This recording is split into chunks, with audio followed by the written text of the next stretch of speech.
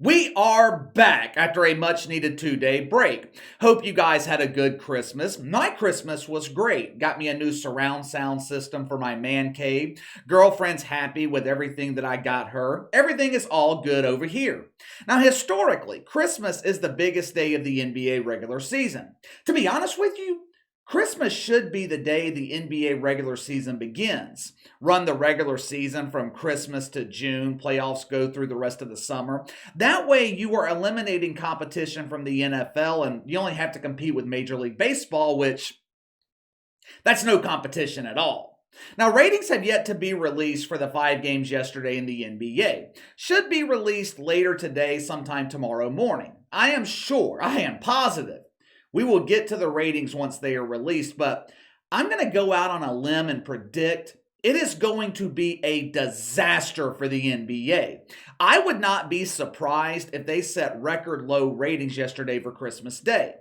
There was one entertaining game yesterday, Suns Nuggets, and they were in the late time slot when most of you guys were asleep.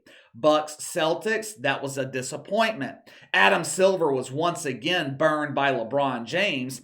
LeBron and his traveling losers gave us an uninspiring performance in Dallas. Grizzlies Warriors over by the third quarter.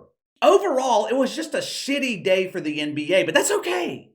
That is okay. Because Friday afternoon, the NBA received some exciting news. They were once again honored for their flamboyant commitment to shitfuckery. Most people yesterday ate turkey, maybe some ham, finished it off with a warm slice of apple pie. Christmas traditions, though, they're a bit different in the NBA. They feast on the woke wiener before diving into the pound my brown cake.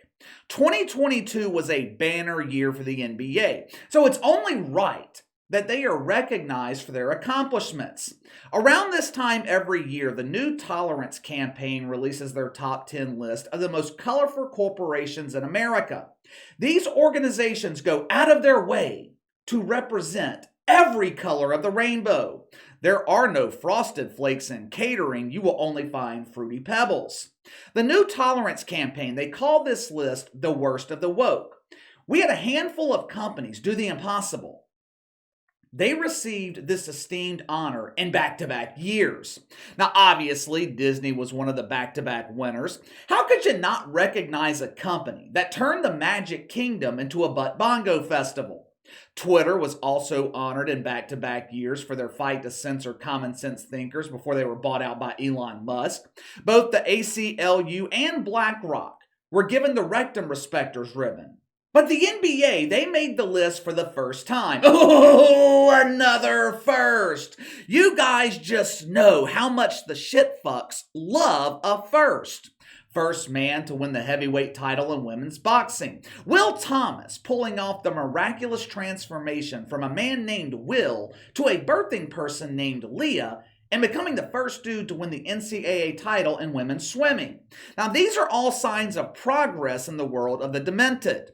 The NBA has worked tirelessly this year to be welcomed into this community.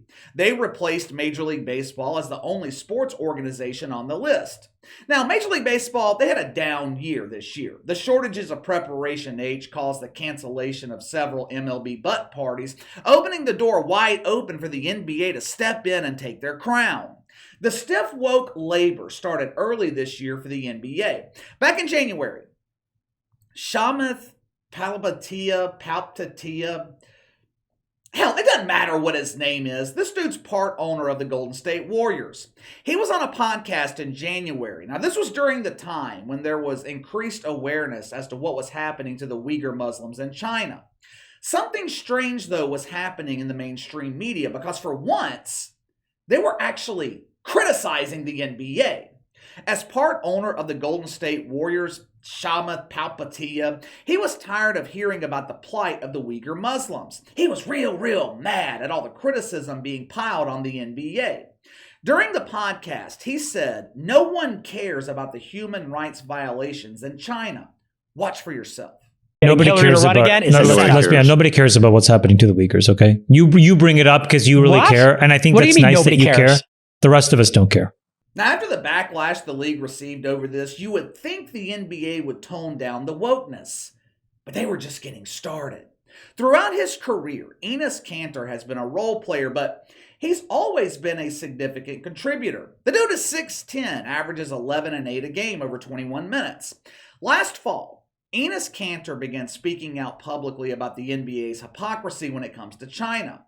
LeBron James is all about promoting mythical racism here in America. The Queen of Queefs wants you to believe he is afraid to leave his gated mansion because the security guard might mistake him for an armed robber and spray him with mace. But when it comes to the real racism in China, LeBron James and the NBA practice their right to remain silent. We can't upset Daddy G. He might pull our games off the air. Which is exactly what happened when Enes Kanter began speaking out against China. The Boston Celtics were blacked out in China by orders given from Xi Jinping. Enes Kanter went from 21 minutes a game to barely touching the floor. In February, the NBA performed an act of contrition, atoning for Daryl Morey's sins 3 years ago of supporting freedom fighters in Hong Kong. Now, at the time, Daryl Morey, he was the general manager of the Houston Rockets. In order to appease Daddy G, the Celtics traded Enes Kanter to the Rockets in exchange for Daniel Theus. Well, KC, who in the hell is Daniel Theus? I have no idea. The last I heard, he was captain of the bum squad. But it didn't matter. It didn't matter who the Celtics received in return for Enes Kanter.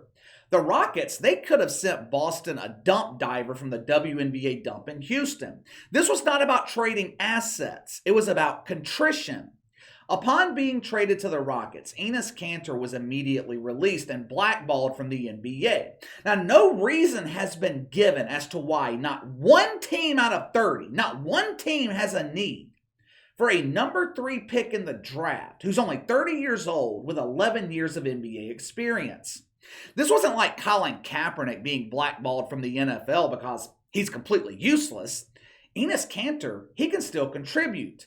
He has been banned from the NBA because he refused to take the cucumber. Now, fast forward to May. The NBA is riding high. Ratings for the first and second round of the playoffs are the highest they've been in years. Normal people, casual fans, were starting to welcome the NBA back into their homes. Now, I think a lot of that had to do with the fact LeBron James was not in the playoffs. Normal people thought they could now watch the NBA and not be bombarded with political propaganda. If you thought that, you thought wrong. Going into the conference finals, Adam Silver was incredibly concerned. The NBA audience was being overrun with normal people, but it was lacking representation. All of these normal white and black people were overshadowing the Pirate Pounders. We cannot have that. Our league is dedicated to diversity. We must offer representation from all required food groups. Well, with LeBron James not involved with the playoffs, what did Adam Silver do? He called up the cauliflower himself, Steve Kerr. Hey, Stevie, it's the alien. We need to solve this ratings problem. Our ratings are too high. We are being accepted by America again. This is no bueno. Can you find a way to get rid of men who refuse to call themselves birthing persons? Don't worry, Adam. I know what to do. Leave it to Stevie. Steve Kerr did not disappoint his commissioner. During the Western Conference Finals, he stood at the podium at Woke United Methodist and gave an impassioned sermon on gun control. Now, this was followed up by Klay Thompson giving NBA fans a lecture on how to properly behave themselves when they attend church. Watch it for yourself. When are we going to do something? I'm tired. I'm so tired of getting up here and offering condolences to the devastated families that are out there. I'm so tired of I'm tired of the moments of silence. Enough. There's 50 senators right now who refuse to vote on H.R. 8, which is a background check rule that the House passed a couple of years ago. It's been sitting there for 2 years. And there's a reason they won't vote on it, to hold on to power. So I ask you, Mitch McConnell, I ask all of you senators who refuse to do anything about the violence and school shootings and supermarket shootings, I ask you, are you going to put your own desire for power ahead of the lives of our children and our elderly and our churchgoers? Because that's what it looks like. What were your impressions of the crowd and the environment tonight, and how much was that a factor in the game? It was not a factor. We've played in front of rude people before, dropping F-bombs with children in the crowd. Real classy. Good job, Boston. And this wasn't all. Also, during the NBA Finals, Stan Van Gundy, former NBA head coach, he announced to his lonely male followers on Twitter that inflation was not as big of a problem as the riots on January 6th. Yeah, that's right. That grocery bill you pay every week that's double, maybe triple the price it was last year, that is not a problem. You should not be concerned about that. No! You should be more concerned with something that happened 18 months ago that had absolutely no effect on your life. Now, the NBA continued their campaign during the offseason by announcing the cancellation of all games on Election Day in November. They also turned NBA arenas into voting centers where shitfucks could arrive on their preferred method of transportation, either bike or broom, and cast their vote. Of course, there was only one candidate on the forms provided by the NBA voting centers. No ID was required to vote, and just like voting for the NBA All-Star Game, each single ballot counted as 3 votes. Now, I often say the NBA is completely out of touch with their fan base. Not only are they out of touch, the league seems to be at war with their customers. It's unfathomable why a business would go to war with the people who want to support it. Yesterday, we were given another example of how out of touch the NBA is with normal America. Oftentimes when NFL players arrive to the stadium for game day, they're wearing suits or nice casual attire. NFL players are wearing things similar to what you and I would wear. It ain't like that in the NBA. Russell Westbrook shows up to the arena wearing a fucking dress. Anthony Davis shows up wearing a cast for one of his thousands of injuries. Let me show you how James Harden arrived at Madison Square Garden yesterday for Christmas. Roll the film. Yeah, that was just I was having a hard time figuring out if that was an NBA player heading to the court or a birthing person heading to the float for the gay pride parade. What the hell was he wearing? Is it any wonder why the NBA continues to struggle? In the last 20 years, the NBA has lost almost 70% of its audience. 70%! Now, most of that decline happened over the last 8 years with Adam Silver as commissioner. Name me another business where you can lose 70% of your customer base and still have a job. How does Adam Silver still have a job? Give me your thoughts. It took him 2 years, but the NBA finally makes the list of most woke corporations in America. Also, give me your prediction. Will the NBA see record low ratings for the 5 games yesterday on Christmas Day? Let me know. Sound off in the comments below. Make sure to like and subscribe. Click the notification bell to receive all notifications from the channel. Best way to contact me is by email at btlkc84@gmail.com, KC_BTL84 on Twitter. I'll see you guys later.